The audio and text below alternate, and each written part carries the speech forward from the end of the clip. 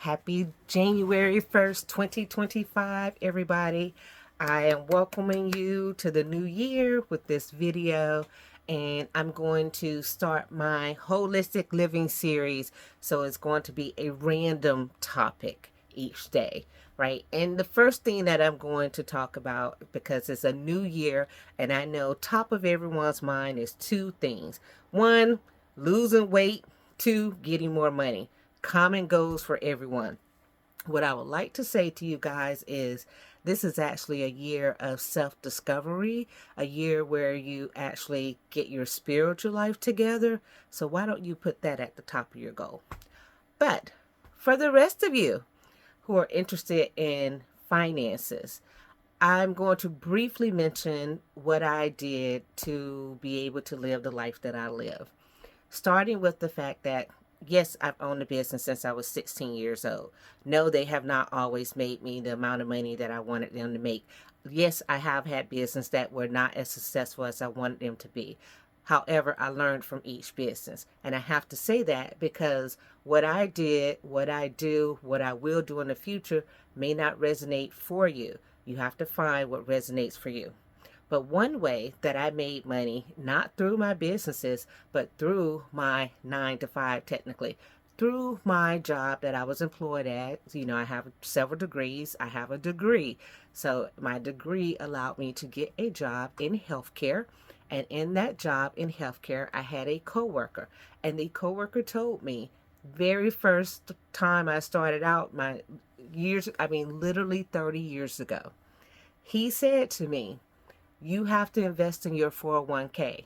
I come from a poor family. I did not have education regarding how to invest in a 401k. I didn't even know what a 401k was. I was a college degree person. They never discussed this, right? I also was a person who learned from teachers, right? Most of the things that I knew came from someone else. No one talked about money. They talked about me getting the education, right?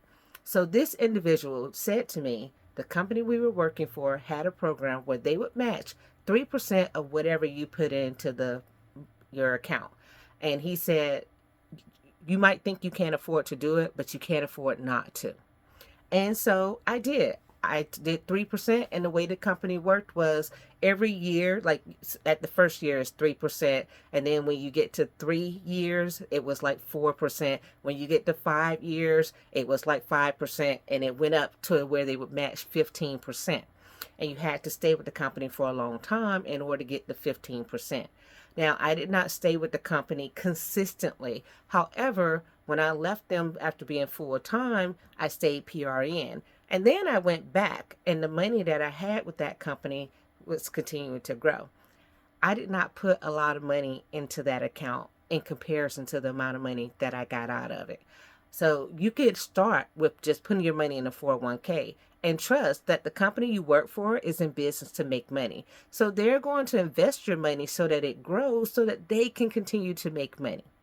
That's the very first thing that I would do is if you have a job that offers a 401k, put money into it. And I don't care if you only get $1,000 out of it, if you only get $2,000 off of it, if you only get $3,000 off of it, that is all a good amount of money. Because what you can do eventually, because I do now own an insurance agency of sorts. I did go to take the courses and learn about insurance and some other investing things. You can invest the money on your own. You can invest the money through other avenues if you roll it out. That's later. The first step is get started with the 401k. Now, there's also a 403b.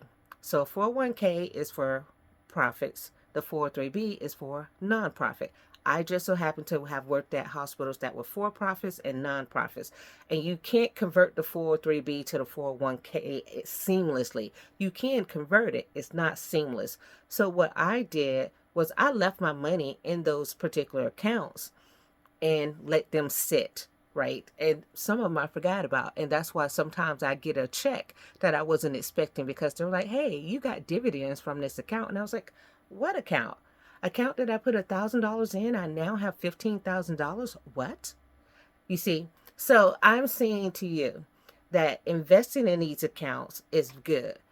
The second part of investing into the accounts is leaving the money there.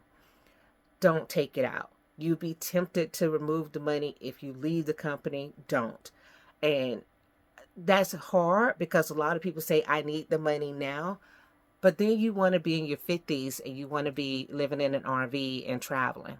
So in order to do that, then you got to leave the money, because I left the money. Now, a great thing for me is I forgot about the money when I left. I didn't go back and touch it. I knew I was going to let it sit. And I was getting statements, but I wasn't constantly thinking about, oh, you have $70,000 sitting here. You have $80,000 sitting here. I wasn't thinking like that. Okay. Now, eventually, here's something you can do, because when I went back to that company and I started reinvesting into that account, you can take 401ks that you have at other jobs and roll them into the one that you have with the company you're working with, or into an individual retirement account. Multiple things you could do. Here's the good thing about 401ks. You can, and I have, borrow against them. So you're borrowing from yourself. So you can take out a loan and pay yourself back. But you know what the beautiful thing is? You don't have the high interest. So when I tell people that I borrow from me, I mean that. I borrow from me. So when someone watched me when I purchased my RV years ago and they were like, well, how did you get this money? I said, I borrowed it from myself, right? I had the money in my account, and paying myself back at a different interest rate was far better than paying the interest that they were offering me. I wouldn't have been able to do any of that if I hadn't listened to my coworker, who told me his plan was to retire at 50. Mind you, he retired at 55. 5 years off his plan, but he still retired before 65, 75, and 80. Okay? So, and again, 401ks are a little volatile at times, so you will have to look into it. I eventually started reading the statement, started learning, and I did start moving my money around. You know, I was young, so I was really aggressive, which was good. I'm older now. I would not be as aggressive today because I wouldn't want to lose as much money. But that's something that I started learning about. I started reading and educating myself. The good thing is that the companies that have your money, they send out statements, they send out booklets that tell you about investing. It tells you what they're doing. It tells you what the stocks are doing. And most of them, they don't just invest in like stocks of one thing. Some of them invest in real estate. There's a lot of things that they're investing in. So your money can be really diverse, right? And this is all stuff that you can do without paying someone to invest money for you.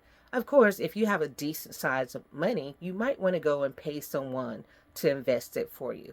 But I'm talking to the people who were like me, who come from a background of being poor, no knowledge, no education about finances, and want to know, how can I at least do something to where my money grows outside of it being sitting in my bank account earning, 0.5% of interest a year. Okay. 401ks, 403bs is a good way to start. Are there other things out there? Yes. I'm not a crypto expert or Bitcoin expert, so I can't tell you about those things. My son invests in that kind of stuff, and he convinced me to give him some money to invest in some stuff. I haven't learned about that, right? But I can tell you what worked for me. And I was able to make a decent amount of money. I was able to use that money in different things at different times in my life. It was very helpful. And I'm going to tell you something else. I left that money in those accounts even at times when I needed that money to pay my bills. I didn't even pull it out. I just let it sit. And I worked extra and used the money for my businesses and stuff to pay bills, or went without, because it was important to me to leave the money because I wanted to retire early.